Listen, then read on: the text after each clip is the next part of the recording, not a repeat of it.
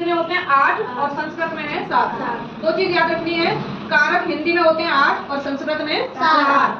अब पहला कारक क्या है? कर्ता। पहला क्या है? कर्ता। इसका चिन्ह क्या है? ने। विभक्ति है प्रथमा।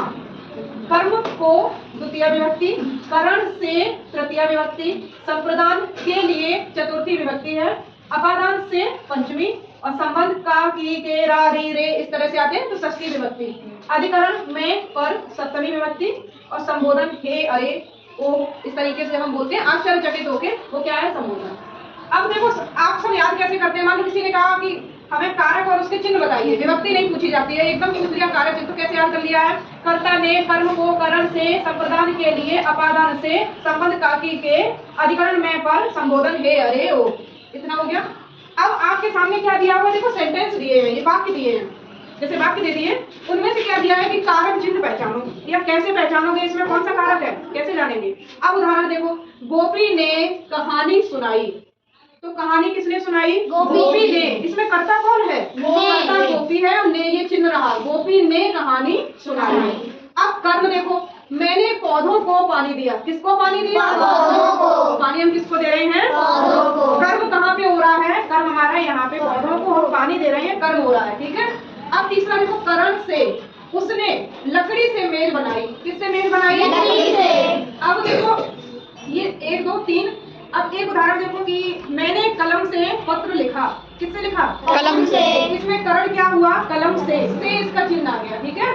संप्रदान के लिए, राम ने मोहन के लिए जलेबी खरीदी, राम ने मोहन के लिए जलेबी खरीदी। तो चौथा आपको मिल रहा है यहाँ पे? Yes ma'am. किसके लिए जलेबी खरीदी? मोहन के लिए।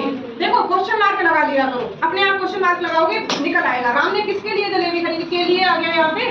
अब देखो वृक्ष से पत्ता गिरा, यानी जब वृक्ष से पत्ता गिरा तो वृक्ष और पत्ते दोनों अलग अलग हुए, जहाँ पे अलगाव मिले, क्या मिले? अलगाव। यानी चीजें एक दूसरे से अलग हो रही हैं, वहाँ पे क्या है? अपादान।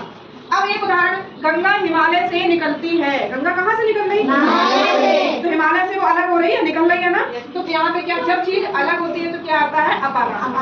अब अगला देखो, राजमोहन का पुत्र है, वो है उसका भाई है, इस तरीके से जब आ रहा है तो संबंध आ रहा है ना, उसका पुत्र है, वो उसकी माँ है, मैं उसका भाई हूँ। जब इस तरीके से आपको संबंध मिलते हैं तब क्या आता है? तब होता है आपका संबंध कारक, ठीक है। जैसे राजमोहन का पुत्र है, इसका चिन्ह क्या है? का दिया है, ये देखो। इसके बाद में कमल सरोवर में खिला, कमल सरोवर में खिला। अब कमल है, तालाब में ही, पानी में ही तो खिलता है, कभी उसको और कहीं गिरते हुए देखा? नहीं। उसका जो अधिकरण है वो कहाँ है? सरोवर में। कहाँ पे है? सरोवर में। कमल सरोवर में खिला। अब लास्ट आप देखो, ये इतने कारक जो हैं आपके यहाँ तक के, ये संस्कृत में और हिंदी में समान रहते हैं, ठीक है। संबोधन कारक आपका ऐसा है जो आपको हिंदी में ही मिलता है, ठीक। अब अरे श्याम तुम कहाँ गए, किसी आश्चर्यचकित हो गए, किसी ने हमें कोई बात बताई, हम चौंक गए, हमें एकदम से लगा